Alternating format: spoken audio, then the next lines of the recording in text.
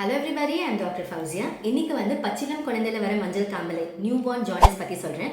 Newborn jaundice is of two types. ஒன்னு வந்து physiological jaundice, இன்னொன்னு வந்து pathological jaundice. physiological jaundiceனா நார்மலா இருக்கிற குழந்தையில நியூபார்ன்ல வர ஜாண்டிஸ்.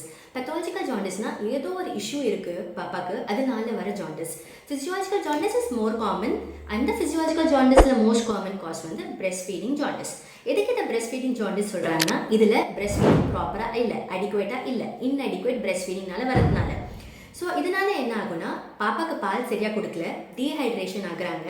அதனால என்டிரோஹெப்பாட்டிக் சர்க்குலேஷன் என்கிற ஒரு ப்ராசஸ் வந்து பாடியில் நிறைய நடக்குது.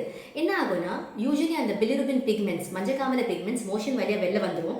அது வராமல் என்ன பண்ணுன்னா குடல்ல இருந்து லிவர்லேருந்து பிளட் இது அப்படியே சர்க்குலேட் ஆகிட்டே இருக்கும்.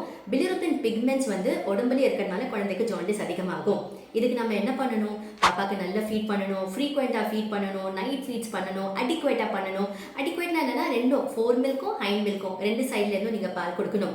இருந்தாலும் பிரெஸ்ட் ஃபீடிங் ஜாண்டிஸ் வந்து ப்ராப்பராக ஃபீட் பண்ணால் ப்ரிவெண்ட் பண்ணலாம். இருந்தாலும் கோ டு யுவர் பீடியாட்ரிஷியன்ஸ்.